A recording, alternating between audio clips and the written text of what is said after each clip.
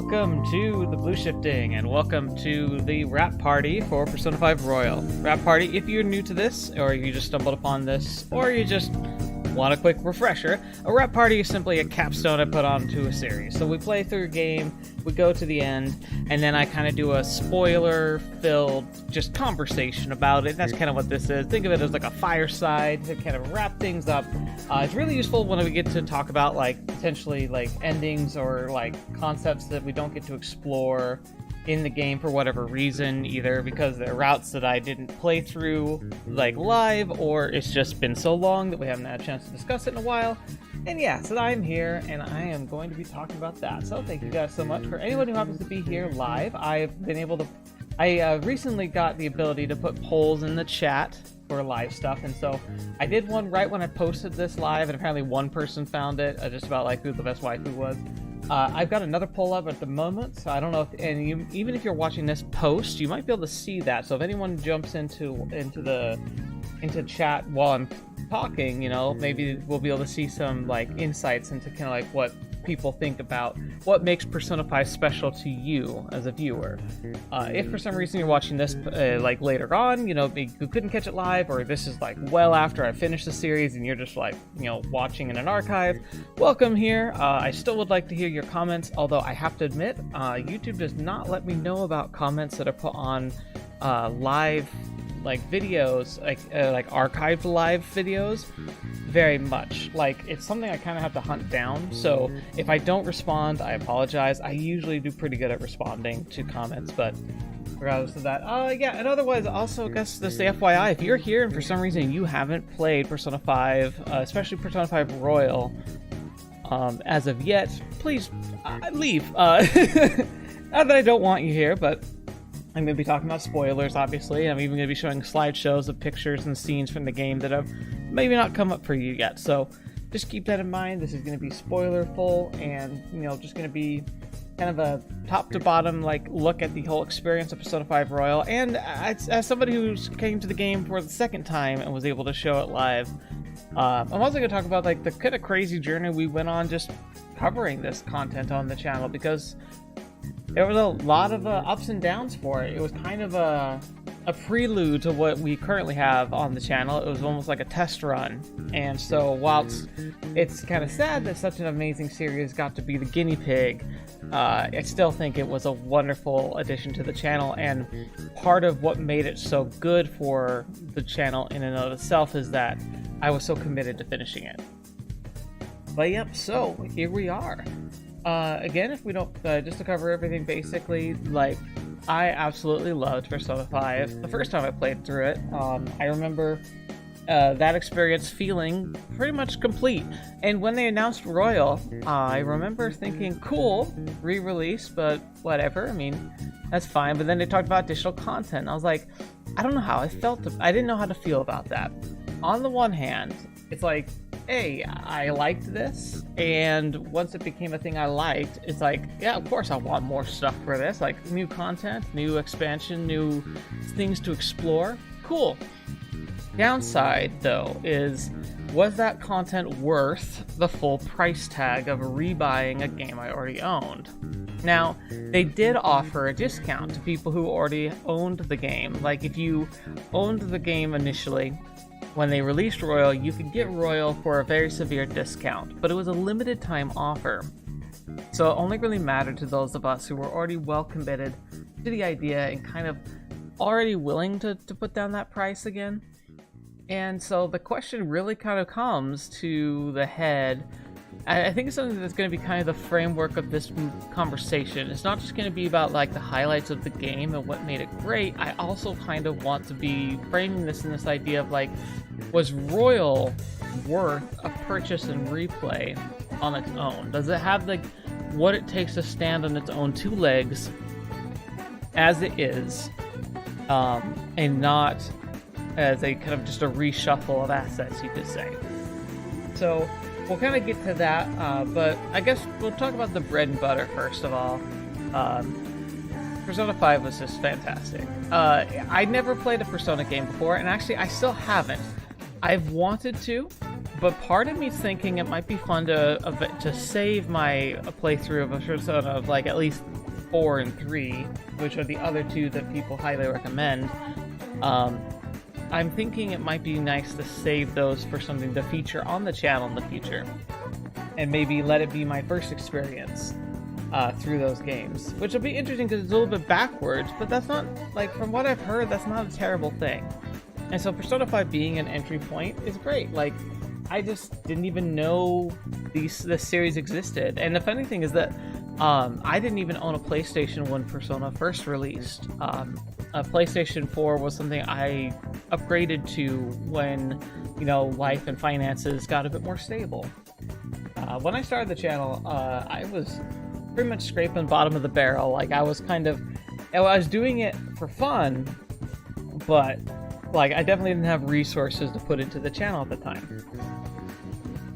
And so, like, when Persona came out, it was one of the few things that I was really excited to play. I think it was Persona and Monster Hunter World. Monster Hunter World were the two games that really motivated me to, like, get a PlayStation. And of the two, Persona's the one that left the better impression. So the real question is, like, what does Royal add of value? Well, the nice thing is that they did a good job of trying to, like, hit on the content and changes right from the get-go. You had the intro sequence, which already was like a basic, like, action-packed tutorial. Even though it's like something that happens later in the game, like, it was an opportunity for the player to, like, get familiar with, like, at least the basics of, like, maybe not what's going on, but, like, everything else. But, like, having quote kasumi appear, and also like have the use of the grapple hook involved in that intro sequence really kind of set the table for, like, the fact that this wasn't going to be the Persona 5 you knew entirely, which is really good, because, like, at first I thought it was kind of odd that they threw that in there, but considering how, like, beyond that and some, like, kind of very basic stuff, you didn't really see a whole lot of changes for the first half of the game easily. Like, it's only stuff that's, like, barely hinted at, and just, like, little addendums that are put into, like, the content. Mostly that beginning stuff is just kind of the introduction of social scenes and links with Kasumi and with Dr. Maruki. And it's funny because those two things, whilst being nice, I never suspected how impactful they were both going to be on my gameplay. Like, I knew Kasumi was, like, a part of things, but my initial expectation was that, like, oh, she's not going to be a Phantom Thief. Maybe she's going to be, like, a special character for a one-time, like, event of some kind. I imagined that she was going to be kind of a afterthought, maybe? Because, I mean, there was a reason why she didn't appear in the core game. And so I assumed that she was cut content, which I'm guessing is true to the extent, because, like, obviously, like, a lot of the voice lines, like, there's a lot of voice lines that accommodate her being in the game, and, like, so part of me wonders, like, is that stuff that they literally went back and added later, or was that stuff that had been recorded and just never made it into the game originally? I'm sure there's someone out there who knows that, and I'd love to have your insights on that if you have any thoughts on it. But ultimately, the fact that it didn't seem to impact things too much at the beginning was odd. I guess, like, the only stuff that really changed was, like, some of the tools that you could have for your social links, like playing darts and pool, which is something I didn't even utilize until later in the game, which is really a shame. Like, I really should have maximized that a lot sooner, just because it would have made things easier. I feel like they also made it so that there were just more, like unique encounters with various characters that wasn't in the core game. But how many of those? It's tough to know, because I'm sure there's plenty of things that I never saw my first playthrough. I mean, my first playthrough I was going in blind, and so, like, I definitely wasn't the greatest at cultivating my social, like, encounters or my stats. I know for a fact that, like, I was not the best at cultivating my social points, the characteristics, like the 5 characteristics for your character. I definitely was not the greatest at, like, farming that stuff just because I didn't know what was good and what was bad. And like, I remember I didn't boost kindness for a while, and that really hampered a lot of like my social links, even with the core characters, let alone like the side stuff. But I'm glad I kind of had that information just so I could make this playthrough a bit more bearable. The other thing about it is interesting, that is when we came into this, is this idea that I wanted to try and get as many rank 10 confidants as possible. And I was pretty happy with the pace I was able to strike with everything, but I still was a bit disappointed. It didn't get everybody. There were like the few, like I got really close, but Awai, the airsoft shop owner, like didn't get him to rank 10. I pretty much never talked to the king, you know, like the kid who's in the arcade. Like I just did not spend like any time social linking with him at all, which is sad. I also really am disappointed, especially now in hindsight, that I didn't spend more time with Haru and Yusuke. Yusuke, because he's hands down, the most entertaining social link character there is.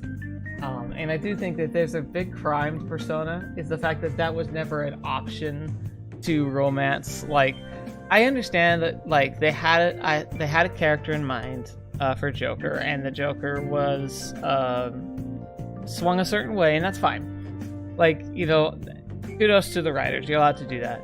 But it almost felt like it would have been so much fun to see if you like what a romance between the protagonist and Yusuke would have been like, just because it felt like everything was set up for that in a way, you know? Like he's such a fun character, and his social links are just so goofy and enjoyable.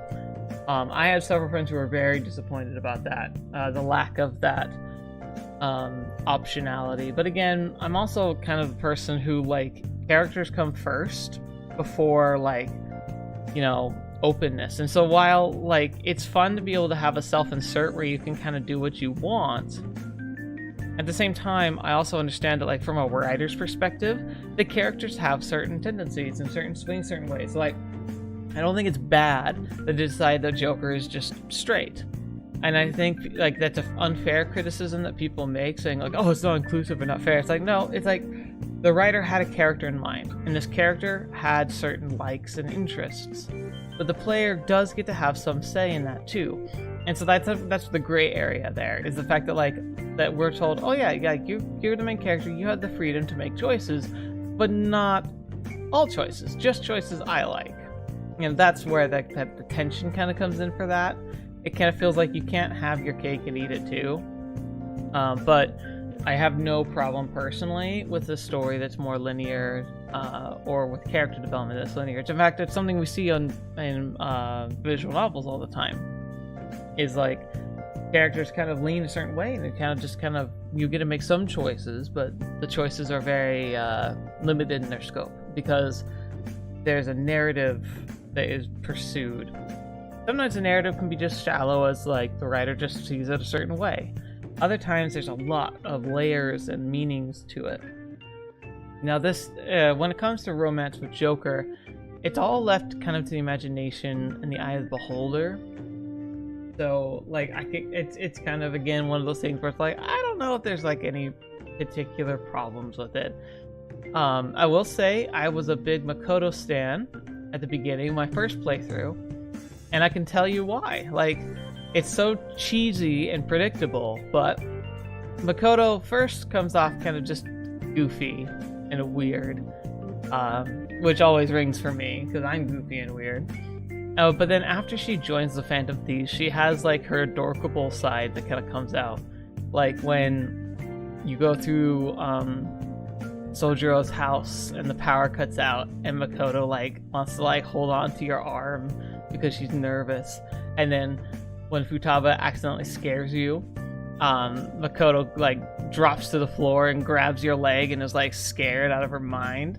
It's just so adorable because she normally is like this super confident, and even in her persona form, she's all about like, you know, tough, doing things like you want, like doing things like at her own pace, like her dictating the rules around her and kind of setting the stage. And even when she like first joins the Phantom Thieves, she kind of hits the ground running. Where most people kind of have to ask questions, or are a little shaky or unsure about what's going on, she kind of is the one who, like, initially she's like, oh, that's very strange, and then she just kind of takes it in stride and works with it. And I've always been a big fan of self-determined and self-assured characters. In fact, if you've known me on the channel, one of my top waifus of the channel and of all time is Maya from Love. And you can definitely see there are similarities in personality between Maya and Makoto. So like, I think it makes a lot of sense that I was interested in Makoto as a character. But having seen a few other social links and like character developments, and also just as me as a person has grown and like changed over time, which is kind of, you know, what people do, I've found that I don't think Makoto's as interesting as a few other characters. And so by the time we got to this playthrough, I was kind of already like on the idea that like I wasn't going to go down the Makoto route.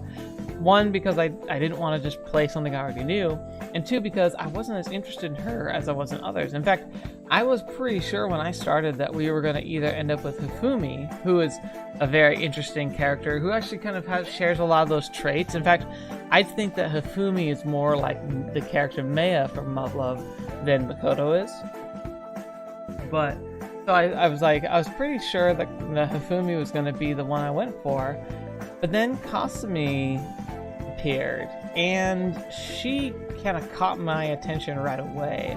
She was just that combination of like confidence, but also vulnerability, like adorkableness, and like passion, that I just think is a magic combination for a character.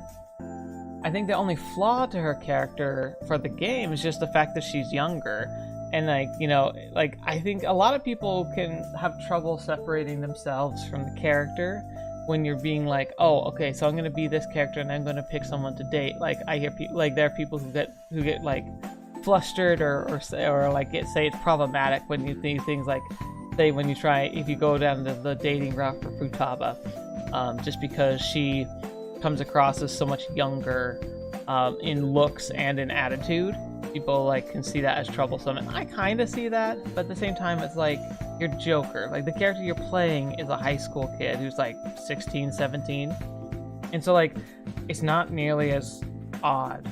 So I don't know, like I take all that stuff with a grain of salt. I think there's only so much you can really do, but I just thought Kasumi just as a character just kind of caught my eye in just every single way, and like I think she's wonderfully done, and that's what's so sad about the fact that like if she was just cut content, it's so sad that she was, because she's such a dynamic character with such an interesting and rich background, and like her development as a character is really, really powerful. In fact, my guess is that that she was the greatest part of what was cut, and the reason why it was cut was because if they weren't going to have Dr. Maruki and his palace and his like ambitions in the game, it didn't make sense for Kasumi to be a part of it. I should say Sumire, because like that's really who she is. I think it's really interesting though, because I liked her as a character when she was Kasumi. I liked her character a lot, and then the curveball came where it kind of showed, oh, she's actually Sumire, and she's had her head messed with, and so she had a bit of an identity crisis.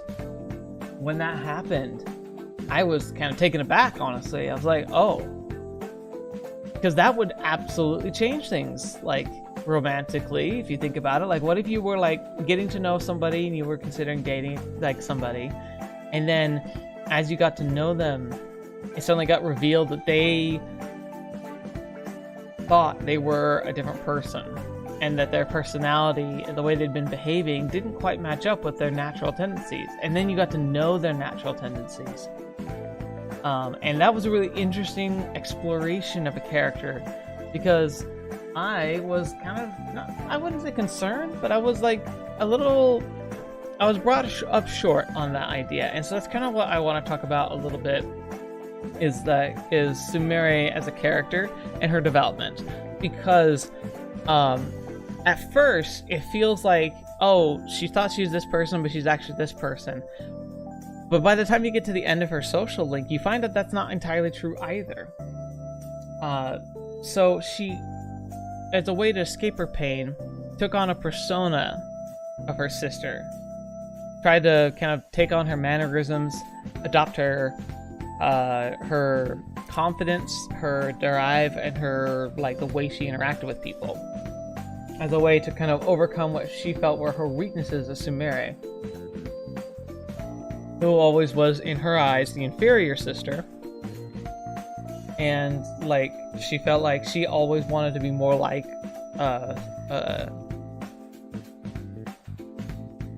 Kasumi. And so, like, she kind of emulated her sister. But it's pretty clear, even from, like for people who knew her really well that you can interact with, which sadly are very few and far between, but like her coach, for example. Her coach makes it pretty clear that, like, she never was, she was trying to behave like Kasumi, and the coach was bothered by that. But a big part of it was because she's like, look, you're not your sister. Like, it wasn't even just like you're copying your sister. It was like you're burying yourself beneath what your sister was. But she was still Sumire. Like, it wasn't like she suddenly, like, became as good at gymnastics as her sister because she was trying to be her sister. It was like that was actually, like, holding her back. Because she wasn't being herself. She wasn't playing to her own strengths. And so, like, her coach could see kind of what was going on and was trying to, like, help her, like, get through it, but didn't really understand how twisted Maruki had made her. But then you get this whole idea of, like, how she kind of becomes Sumire, and she starts trying to feel like being happy in her own shoes. And watching that journey really was what got me. Like, what really got me excited and interested in the character. Like, at first I thought Kasumi was a really fun character. Like, she was something like, I was like, I could see myself having a lot of fun being around this person. Like, this is a person, if she were real, I could see myself, like, enjoying my time with. But then she went through the Sumire thing, and the first thing I wanted to do was be like, I want to be the person who's, like, right there. I want to help her out, like, because she needs a friend right now. And I was like, that's what Joker needs to be. That's what everyone else needs to be for her. She just needs someone that she can, like, rely on. And then you got to see, like, her exploring who Sumire is, because she had kind of neglected that part of herself, which was almost her entire self for so long.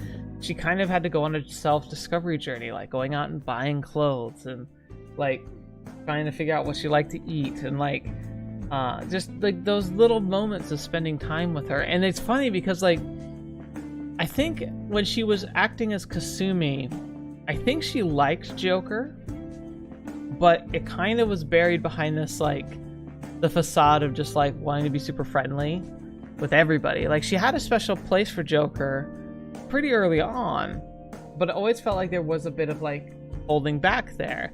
But then when she became Sumire, that's when you actually saw her real feelings expressing themselves, and you get those moments where she, like, recognizes what she thinks of Joker, and it just became more real, and it was really adorable. It was something, it was really touching to see. And then you get the culmination of her journey is at the end, where she is focused on being herself, not being her sister. And so she explores a routine that she devises and improvises based on Sumire and her personal strengths. And her coach is, like, super impressed with that change, and super impressed with, like, what that is and how it, like, kind of translates for her. And then at the end of that, I was a little surprised because she said, "You know what? I'm gonna tie my hair up like I was when I was acting like Kasumi." She's like, "I like it." And while I was actually really sad about that personally, because I think her with the long hair down and the glasses was her at her peak adorable cuteness, I think it was actually a really important step for her character development, because she, at that point, her journey and, like, the visual and vocal tells that you've got throughout the whole thing kind of tell this narrative about how she wasn't just like she wasn't how to explain this. She wasn't just Sumire, and she wasn't like she wasn't her sister, but she also wasn't just herself. That in the end she kind of became both, but not in the sense that she was her sister. Sumire just simply took upon her own dream, the shared dream that they had, but took it as her own dream. And she looked at her sister's like example, and she decided what she wanted to incorporate into herself that was similar. But instead of being like, oh, I am my sister, she was like, I respect these aspects and I want these to be part of my own identity. And I think that's what's really powerful about her story, is that like she stopped pretending that she was her sister, and in so doing she grew into somebody who I think was probably superior to her sister and Sumire. Like who she was and who her sister was. I think the Sumire we see at the end of the game is kind of the best of both of them, and has so much more potential because of her experiences. That's why I think it's really powerful that like when she saw Dr. Maruki, she's able to stand in front of him and be like, I'm grateful for what you did, but I can't accept what you're doing. Like, she's like, you gave me the tools and time I needed to heal, but by continuing to accept the things that you were trying to change, I would be stunting myself and those around me, which is really interesting. So like, and that's kind of like what makes this so different. So, all right, I guess I should go through the whole game and not just the stuff that's in Royal real quick. So, just touching base on everything. So we're going through all the palaces and all the beginning. I love the idea of exploring justice through the eyes of the Phantom Thieves. It kind of brings on a lot of philosophy. It gets a little cheesy, because it kind of always is focusing on the rotten adults and everything. But it also makes a point to kind of say like, well, look, there are adults that are worth like supporting, and there are adults that haven't been completely like turned against everything. And the whole spirit of the game, and I think I'm guessing of all Persona games, is that like when you're in your youth, when your world, it feels like you're both in control and have no control. When you start to feel like you're making the decisions that are going to dictate the kind of person you're going to be, but you're also still a kid and don't really understand a whole lot of stuff. Like, we're walking that line of discovery. That's the time where like it feels like you get to mold things so much. And so it makes sense that a lot of games focus on this time of life. Like, it's a time where we all can relate with and understand that, like, yeah, it's a period of growth, and like it makes sense for a character to start having like nothing, like knowing nothing, and then growing into a better and bigger person. And that's always really cool to see. And so like I think that's why a lot of games end up like involving high school aged kids. Like, it's not because we're obsessed with high school. Like, I actually remember reading an article that was talking about like why are video games so obsessed with high school? It's like, it's not. It's just a time where we all understand, like, if you're gonna like it's a time where you have the most opportunity to change and make the choices that will dictate the kind of person you're going to be in the future. Yeah, you can always make choices and always change your destiny and walk a different path. I mean, that's kind of what adult life has taught me, is that it's never too late to change things. And like, in fact, like, you're going to be forced to change things because, you know, life happens, and like, you don't always get to have the luxury of being able to just go with whatever you wanted. But high school is a time of kind of like magic. It's almost like the stories of the Celtic stories of the Fey Wilds and the Fey. This idea of like things just being super like off the walls and crazy. I don't know, and like feeling like you're completely out of control and yet in control. It's bizarre. So anyway, like, you focus on this thing, and it also talks about this again. It kind of showcases this idea of like there are people who get caught up in very adult situations despite the fact that they're kids. Like Kaneshiro, it's honestly the most despicable. Like, everyone you work with and try and like change the hearts of are pretty dastardly in one way or another.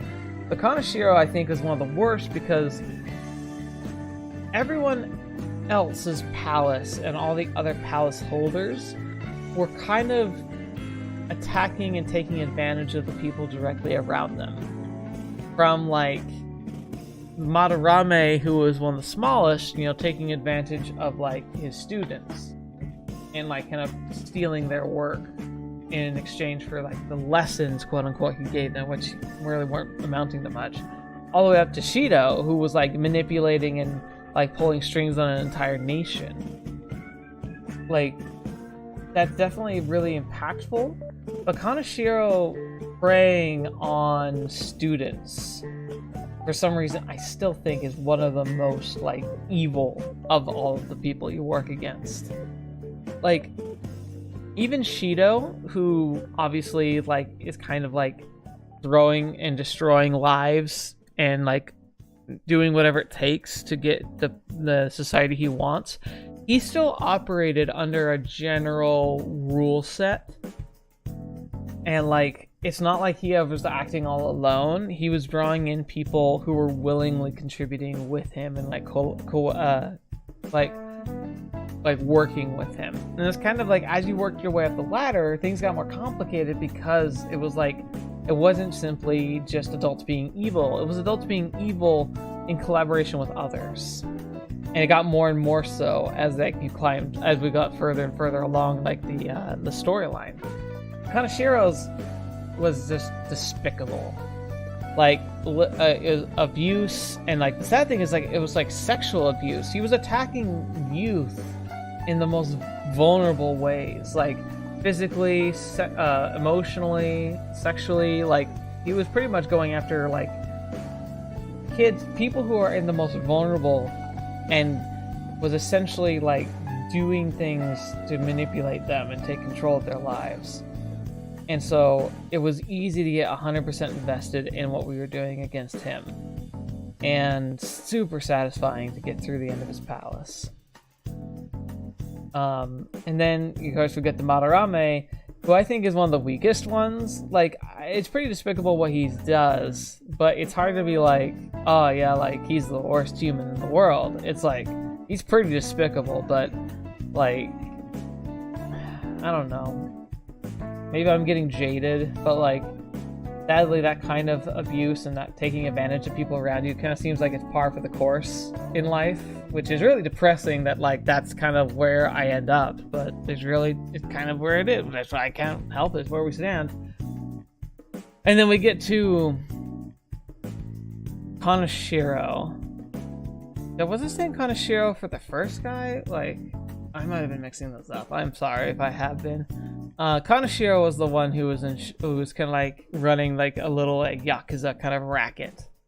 And he was pretty despicable because they would use blackmail and such, and like was focusing on drugs and drug muling and all of that. But at the same time, like, his main clientele were obviously adults, and like, he was pretty despicable. But he was also, it just wasn't as satisfying as the first as Kamoshida's palace and Kamoshida's like story. Still very powerful though. I do like how like all the characters ended, like there was always a character that had a very personal investment. Then we got to a big problem because I feel like everything after that point got rushed. Like Okumura, like getting with Haru, like the problem with Haru is like this playthrough was the first time I ever did much with Haru. In my first playthrough, I think I did maybe like 1 or 2 social events with her, and then she just kind of fell on the wayside. This time, I made much more progress with Haru, and as I went, she became a much more interesting character to me. Because at first, she just came off as a big floof, you know, like kind of like a high-pitched voice, and like seemed very like sheltered, rich girl kind of feel. But then, like, as I got to get to know her, and you got to see how, like, okay, yeah, so she grew up with a lot. She has a lot of money and a lot of resources. But then, like, she was so down to earth. She loved gardening, like, passionately. But she wasn't just, like, passionate about, like, oh, I like to grow crops. She had this mentality of being like, how do I master this? She's like, it wasn't enough for her to just be like, I can garden. It was like she had to know how to be the best at it, how to make it something. So she like cultivated her own like fertilizer and like soil, and like went down to like the minute details of it, and was able to make crops that had unique flavors that could be picked up on by somebody like Sojiro, who has a very like sensitive palate. And then like her ambitions to want to like expand Okumura Foods, you know, to help it grow as a company, but to do so in a way that was more down to earth and more like focused on serving the community and the clientele, rather than strictly like mass production and mass profits and, you know, corporate shilling. And so to have that, to see that was what her dream was, and to see her being so like,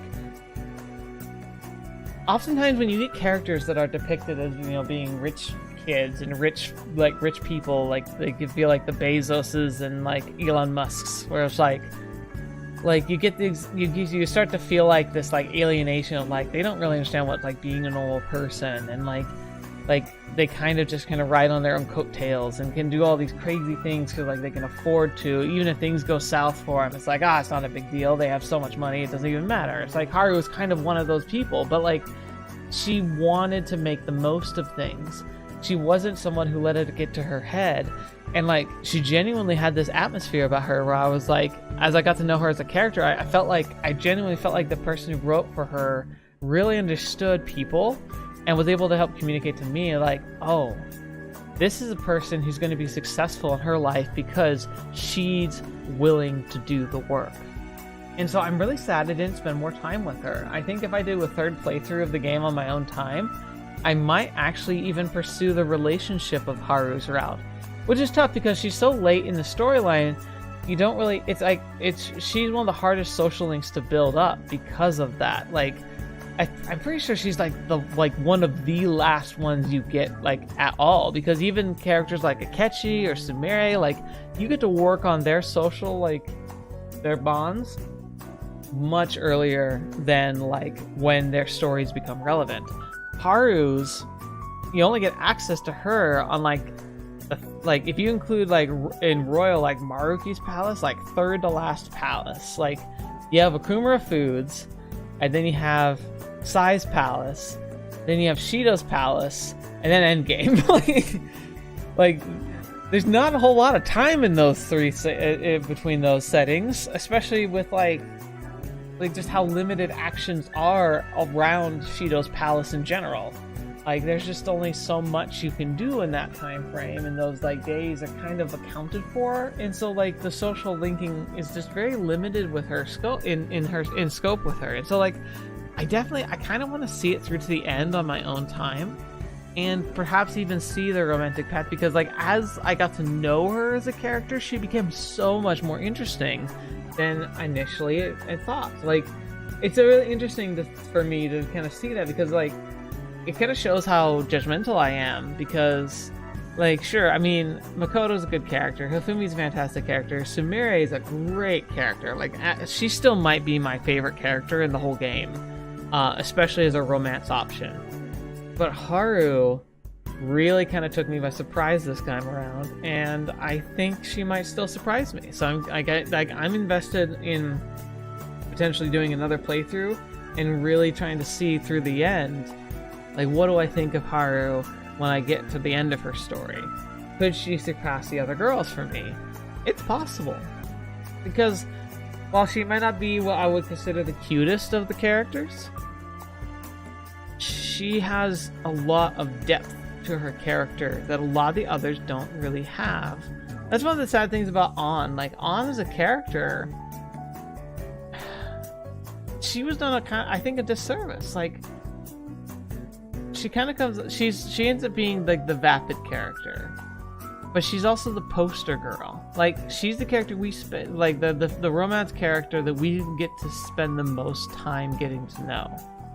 And she's not a bad character, but she's like the least interesting to me, because even in her social links and social get-togethers, like, you just kind of come away from her saying like, like, it's rolling your eyes. And like, I really appreciate her storyline, especially with Shiho and like her friendship and like trying to because like it's not something a lot of us really get to truly experience, of like, how do you pick up the pieces of a friendship when you someone who you thought you were close with was hiding stuff, and then like, especially with like a post-suicide attempt, that's something a lot of us don't know how to handle.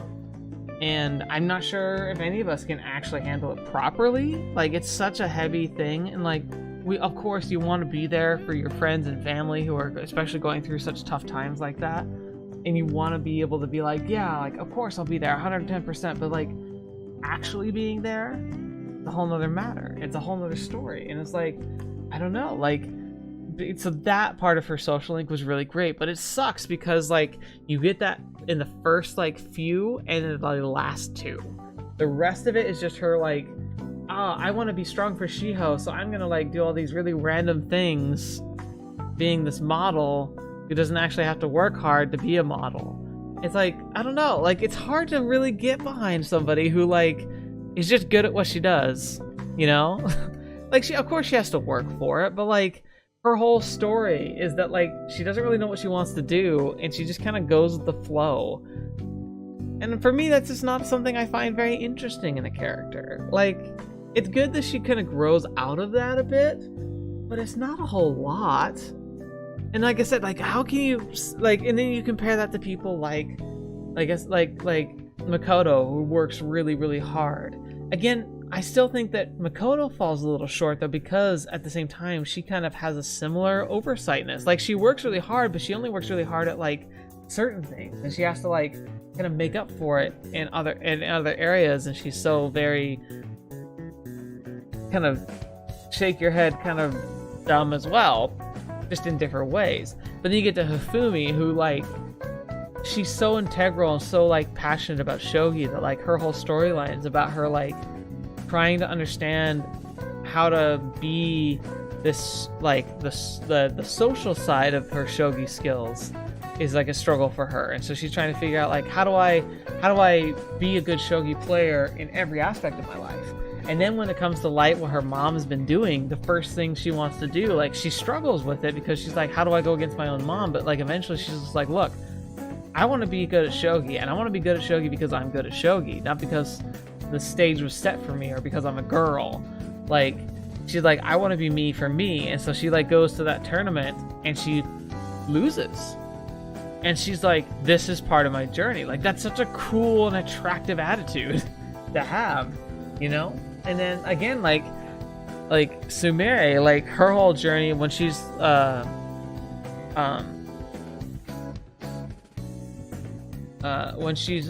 when you're first going through and you're just seeing her like going through her struggle, she's just trying to be herself, and she's just being like adorable and fun, but like also like she understands like she's flawed, and she's like trying to overcome her flaws, and then she like awakens to her real self, and seeing her actually overcoming her flaws and actually being true to herself. And that's just such an appealing and attractive feature in a person. Like, that's the kind of thing I'm drawn to in individuals, regardless of who you are, or like whether it's romantic or not. Like, that's a drive I find.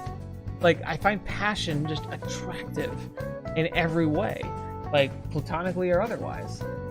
And the thing is, like, that's all I also saw in Haru as you got to go down her story link, is that she has that passion where the fact that she has a lot of money is more of it's almost like a freak accident. And like, despite the fact that she knows how to carry herself and like has a good like a large wardrobe, you'd never guess that like somebody who was like from such a rich and affluent like portion of life is going to be that weird third year girl who like sneaks off to the roof to go and work in a garden. You know, like that's such an interesting and very, like I say, a characteristically attractive feature to her. And so like Haru's up there for me. So like if I had to go, so we have to have the talk eventually, and we've come to it. Best girl for the game. You can't just have one. So first things first, I gotta get out of the way. Futaba wins best girl as sister. Futaba is like the best sister. I don't really see personally an appeal for her, the romantic route for her, other than the fact that she's just stinking adorable. But like, again, like she's someone I want to like, I don't know, geek out with and like, I don't know, hang out and spend time with, and I don't know, like watch her like going on her first date and like that kind of stuff, like being an older brother too. Like it just, she's just that to me. Like I genuinely don't understand how anyone could see anything else. Like I know people do, and whatever, that's fine. I just couldn't see it any other way. She's like, she just is like your sister. It just makes so much sense for her to be like the sister character. So she's on a like S tier, but as a sister. As her date-built relationship, like I see her like F tier. I don't know, I just can't see it. And then let's see. So, but we gotta start at the top again. So top girl has gotta be Sumire for me. Like she's got everything. She's got everything I could possibly want in a like romanceable character, especially for Joker. I think she and Joker are just such a great combo and good pair for each other because of like the shared experiences that they have, and like how intrinsic the metaverse has become to their lives and their characters, and like just who they are as people. Like there's a level of understanding that they have and share that I just don't think Joker can really have with anybody else. And so it's just, I flat out just think she's best girl. Next best girl has got to be a tie in my head between Hifumi and Haru, which is interesting because Haru could easily take that like number one, is more likely, I'm guessing towards the end, I'm guessing she would actually be contending from a number one slot rather than number two, just because I don't actually know how her story ends yet. Like I don't know how her conflict truly like comes to a conclusion, and I need to know that before I can make that call. But from what I got to see this playthrough, she really like left such a positive impression on me as a character.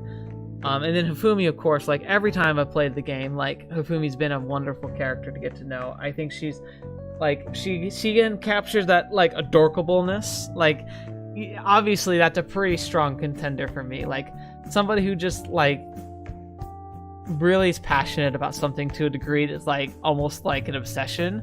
Like, I find that really charming in somebody. Like, I love it when people have passion for things. And so, like that's right up there with her. Next would be, the next tier lower would be Makoto. Like, I do think Makoto's a great character, but she's kind of, like, I'm kind of not as impressed with her, especially this time around. Like, through new eyes, I kind of like seeing past, like, the really cute moments that she has. I just found her social link to leave me wanting.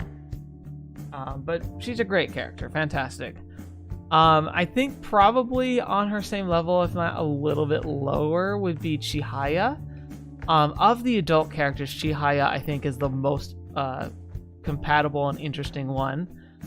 Again, I feel like she doesn't have quite that chutzpah I'm looking for in a character or a person in general. Like, she's very unsure of herself, even to the end, where like she doesn't really know what she wants to do with her own life. Granted, she just climbed out of like a super manipulative cult, and I think that that's a big life challenge. Like, I think that's something that you don't ever truly escape. Like, it's something that kind of haunts you your whole life. I'm glad to see that she moved on from it. But as a character, she's really cute. And I think she's definitely got like a charm to her that's just really nice. And so, like, of the adult characters, she's the best. Tier below her, I'd probably have to stick on there, like below her, alongside Takemi, like the doctor. Both of those characters definitely have like appeal, but like their appeal is almost completely, in my opinion, like for me, is almost strictly just like physical. Like I think that they're attractive people, and I think that they have like interesting personalities. Like they're people I can sit down and have a conversation with. But if I were honest, like in real life, I don't think I'd actually be interested in them at all. Like everyone before that, I could sit down and be like, if I were single and I were in the right age and right like situation and they were a real person, it'd be like I could see myself pursuing a potential relationship with them. But this is kind of the cutoff of that point, where these are more people I'd be like, I could just see myself being friends with them. So On would be there. I like Takemi's there. And then below that is Oya, because she's just, I don't know why anyone would be pursuing her as a relationship. Oh, so above Oya, so on par with Takemi and On would be the teacher. Gosh, what's her name? Like, I know almost all their names off the top of my head, but I can't think of her. Every time I think of her, I just think of the maid teacher. She's fine. Problematic to a very powerful degree, but by the end I definitely thought she was like a good and interesting character. But definitely, like, again, she's below that bar where like I just would not see that as a potential romantical character in my eyes. But she's better than Oya. Oh my gosh, Oya. I think Oya would have been better as just a confidant, or even like a passing character. Like, I'm not even sure why she was made a romanceable character, but you know what? I'm sure there's somebody out there who likes her as a romanceable option. So, I mean, whoever you are, if you're out there, please explain it to me, because I don't get it. I just don't get it at all. So anyway, we go through the palaces. Shido's palace was the first time it felt like there was actually a challenge. Like, up till that point, the game was super easy. I do think that the game is a little too heavy with Persona. Like, I like how you can kind of catch Persona and Persona training. Like, I even listed in the poll, like, Persona Pokemon training. Like, really is kind of what Persona 5 is. Like, from what I hear, the other Persona games aren't like that at all. It's like all the characters have just a persona, and it's like you rotate through them if you do it all. Because apparently you also don't do a lot of XP sharing in those games, and so, like, I imagine there's a lot more grinding in those games if you want to keep everyone up to scratch, which I would, because I'm a sucker for that, and I'd want to make sure I could switch in to characters that are going to be, like, that work for each situation, you know, like, again, like Pokemon. But for this game, like, Pokemon catching is all on Joker's side ultimately, where you're cultivating his, like, available persona, and then, like, your team just kind of, you almost, like, it gets to the point where your team just has either, like, core attacks that tend to, like, drop your opponents just because it's nice to have consistency, or towards the end game, it's all about, like, the buffs and or demerits that they can provide. Like, it's all about, like, the support role. Like, being able to do charged attacks and everything becomes so critical for the end game. Like, it became kind of the backbone of my entire strategy ultimately.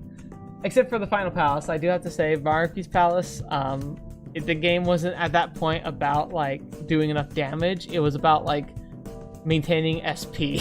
Like, that was the first time where I really felt like I was, like, sweating, because I was like, I don't know if I'm gonna have the energy to keep up with this content. Like, it was taking, like I pretty much saved all my SP items until the end game, and I was getting nervous towards the end that I was gonna run out and gonna run out of steam. Which is funny because, like, I had plenty, I was doing great, but in my head I was panicking because I was like, oh my gosh, like, I'm not just hoarding this stuff anymore, I'm actually spending resources. Oh my gosh, what's gonna happen to me? Like, anyway, like the long and short of it all, like I do enjoy like the Pokemon kind of collecting and building aspect, especially when you get to the point where you can like build persona that are above your level, just because that opens up so many doors. But my gosh, like trying to get the right persona, especially to like the boost, like the missions sent by the twins. God, that like if there weren't internet guides, I don't know how you would complete that. Like, who on earth could spend the time necessary to actually try all the combinations necessary to get so many of those different kinds of masks with the proper powers? Like, I can't imagine who those people were that figured that out, because I struggled with cheat sheet guides. Like, there were actually combos I couldn't make for the entire game because, for instance, like I kind of ignored a Ketchi, which was actually a fatal flaw, because there were some confidants that I really wanted to, like, there were persona I wanted to get that I couldn't unlock because I didn't get his confidant ranking up high enough. Which is the thing, like, that was a failing on my part, because in the core game, like, you're boosting your confidant level with a Ketchi boosted naturally throughout the storyline, and I kind of didn't notice that that wasn't happening this time through. So I didn't see why I would waste my time with a Ketchi when I could be spending it with people who I actually wanted to talk to, because I didn't like a Ketchi. Even when we didn't know he was a bad guy, like, I didn't like him. But I really should have spent some time with his social links, at least to get access to some of those persona that really were kind of like locking me away. Luckily, I still had plenty of strong persona, especially DLC cheat code persona. That one angel I pulled at the beginning of the game that just kind of became my go-to, like, ace in the hole problem solver. Which, in hindsight, I kind of wish I'd never pulled it, because I kind of began relying on it way too much by the end of the game. I think it would have been better for me and for the game and playthrough as a whole if I just never had that character, or at least didn't pull it until I unlocked that, like, angel organically, which I could have done. I definitely had the most of those pieces necessary for it. I'm sure I could have pulled it together in the end. But when all is said and done, it's okay. And then I want to get to, like, so we get to Shido's palace, we get done, then we fight the Holy Grail, which is such a fun, crazy fight. The whole idea of the metaverse, like, kind of the treasure of the masses gaining sentience, becoming a demigod, and ripping itself into reality and essentially trying to, like, take over the oppressed world was such a fun idea. Like, I love the whole idea of the cognitive, like, a cognitive world that exists parallel to our own. It works really well in parallel with other stories and books I read, like by Brandon Sanderson, who has like a similar concept to his universe, which is just really fun to kind of like play with the idea. I love the idea of a metaverse. I love the idea of like a dream parallel world based on the way we perceive things rather than the way things really are. I think it's a fun idea to explore. And then, like, having it like manifest as a god, like saying like, fine, if so many people just want things to be simple and don't want to have to make choices, then I'll just take away their free will, you know? Like, it's kind of an interesting idea, because I do think a lot of us get burned out with the world and just kind of want things to just take care of themselves and not have to be hard or have to like we don't want to, like, we hate like listening to politics, but what we hate more is getting involved in politics, that kind of stuff. Like, it was a really, I think, an important message and a really fun concept to work with. And the final battle was really enjoyable. That was the thing that I think the game Royal did really well, was that boss fights, they added extra boss fights. The nice thing is that a lot of the ones they added were optional. So, like, if you didn't want to go hunt the will seeds, you didn't have to fight those mini bosses, but, like, they were really good fights. I do like how they kind of touched up some of the like final Persona boss fights, because the newer versions of them felt more like exciting and having different phases. It wasn't just like a grind fest, because every boss when I first played through Persona just felt like a grind. But later on, like these, like the touch-ups they did for Royal, I think really fleshed out like the bosses and added unique challenges, and like kind of, it wasn't just like a do damage, it was like you had to think things through, like you really had to think it through before you could get to the end, which is just really good.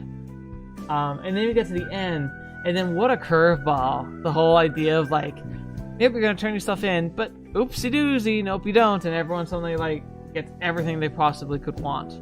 Morgana being human, and like Wakaba and Okumura being alive again, and like Shiho being like healthy and returning to school, and like just like seeing all of that, and like seeing like the world being twisted into like a pseudo positive, but like a kind of a horrifying positive with Maruki, and like what if somebody had the ability to like wipe away all sadness from the world? Would that actually be a good thing? And like how I genuinely think it wouldn't be. Like it sucks that people suffer. It sucks that people have pain and suffering and like loss. But like it also is such an important part of what makes us human. And I think it was really fun to have that kind of conversation. I think Maruki in general, like what he brought to the table was such a great addition. And I think this is where the critical point is. Was Royal worth a rebuy? Was it worth buying to upgrade your version to Royal or to just buy outright? Absolutely. I think Sumire and Maruki, the additions they both bring to the game were absolutely worth it. It's such a great expansion and such a great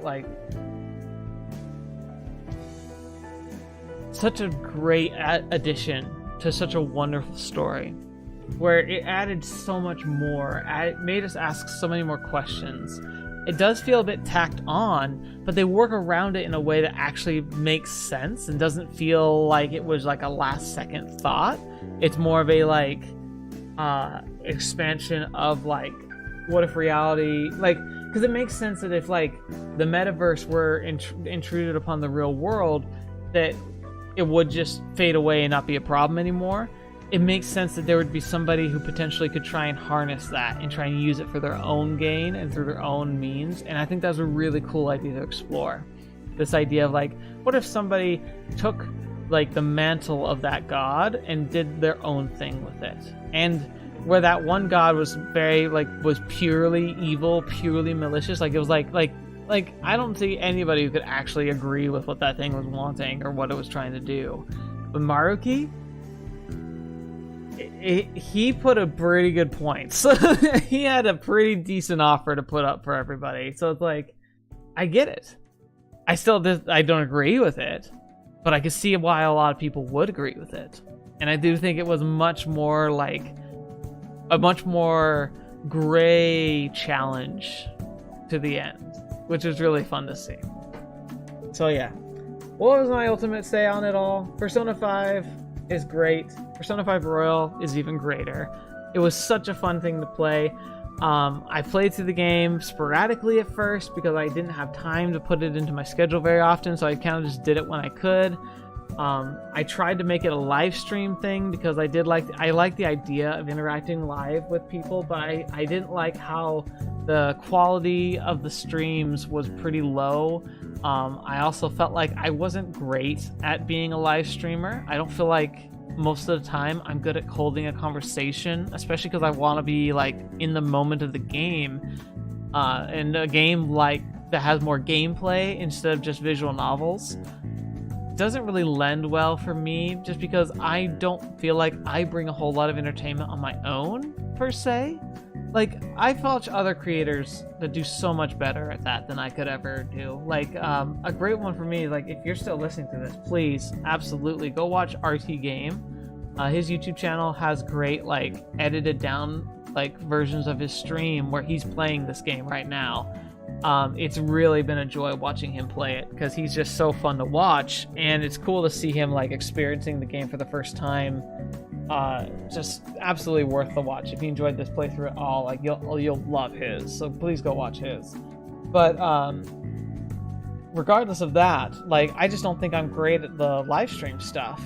And so, like, after the live stream failed, after I just felt like a failure at the live streaming, I then was able to pick it back up again.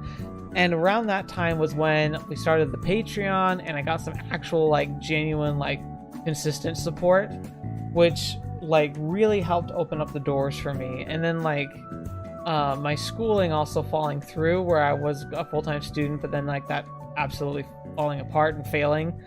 the benefit of that is that I've decided to put more energy into stuff like my YouTube channel, and I'm also like starting to work on another business deal. Like I've got a part-time job right now, and I've got I've got like something I'm gonna try and build into my own like I'm working on stuff, but like part of the opportunity I've been given is like having more time and the resources to actually do more. And so now we're on this like 5 video system, and like we're doing more than just visual novels. And so like it's been a joy to be able to have this be a part of that experience. And like we're going to be moving on from this. Like we're wrapping up Persona 5, but we're rolling right into something else, and I'm really excited about that. So yeah, capstone of all this, it's been a joy. I've been so excited. I'm so happy I played this game. I'm so excited that like while it's done, that it's just the beginning of other things, and I'm really grateful for that. And so it's kind of funny because like we're ending kind of like with the trailer, but like this is going to be the end, because like right before like I'm also going to be doing a formal announcement here in just a few seconds of what we're playing next. So next week, what we're going to be starting on Thursdays is something that was voted on by the channel. So like if you've been sticking around, you know it's coming, but still I like trying to announce them at the end of these wrap parties. So as soon as we're done with this intro, because I just enjoy watching it, I'm going to switch over and we're going to watch the trailer for the game that's going to be taking on our Thursday slots, and very likely its sequels that I'm sure will become a part of the channel as well. So we're going to jump over to that in just a second. So in just a little bit, I am showcasing what we're going to be covering next on the channel.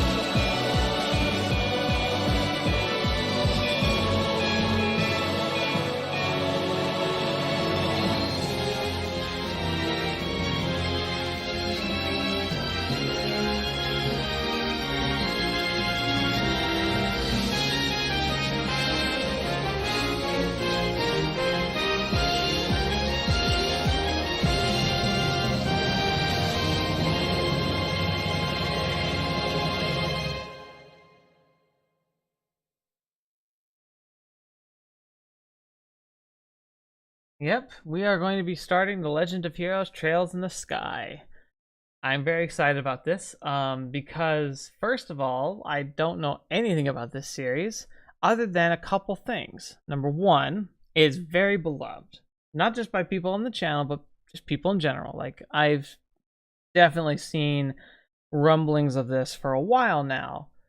It's been something that's kind of like I've been aware of in the background, but I literally know nothing about this series other than like what I just saw in that like little trailer, for instance. Like I don't know anything else. I do like how the graphics, while they are touched up, like it absolutely like comes from the era and reminds me of like Harvest Moon 64. So like that's obviously like kind of the time when this came out.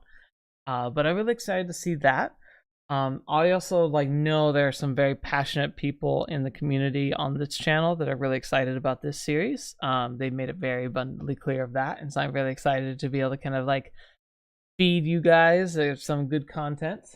What's also interesting is that like recently other creators I enjoy watching have also started paying attention to this series like as a whole, and they just announced like a few weeks ago that one of the later like Legend of Heroes like something of Iron, like Trails of Iron or Trails in Iron, um is getting an anime like next year. So it's like, okay. I feel like I always end up stepping into a series with some of the best timing. It's really interesting. Like Muv-Luv, I couldn't have picked a better time to really get invested in the Muv-Luv series, because like just as I was getting into it and really like falling in love with the series, the series started getting the love it deserves over like in being translated. Like they started translating so many of those titles, and now they got the anime, which I wish it were better, but it's okay. So now doing Legend of Heroes. I'm really excited about this because it looks like it has a very interesting story. At the same time, I'm nervous because even more so than Persona, I'm guessing there's going to be a lot of busy work with these games where like I'm probably not going to showcase a lot of it. And so like it's going to mean long recording that's edited down, which is fine, but it's just interesting. It's a new challenge for me. So I'm really excited to see that. Anyway, thank you guys so much for being here today. Thank you so much for anyone who's watching this, whether it was live or later on. I appreciate it. I'm really excited to be able to launch this, like the Legend of Heroes Trails in the Sky next week, so keep an eye out for that. We actually have some wonderful custom art by a member of the community whom I've hired before. It was really nice working with them again, so I'm excited to be able to showcase that art next week as well. And yeah, just we're gonna see how it goes. So and the best part is that this first recording I do is also gonna be a big test recording. Like for instance, I have a setup for a controller. I'm gonna try and play the game with the controller because it looks like it would be play a lot better with a controller, especially because I wouldn't be clacking on the keys. But you know, we'll see. PC ports can be a whole thing, so we'll get to that. But I'm also just excited to see what you all think of me playing this game and getting to know the characters and world about this. So yeah, let's get started with that. Thank you guys so much for joining me today. Thank you so much for joining me for this wrap party. It's been a wonderful experience. I'm very, very happy with Persona 5 Royal. And while we're saying goodbye to it, it's been a great journey, and I look forward to continuing many journeys with you all. So until the next video watching me, ever see me next, I'll see you there.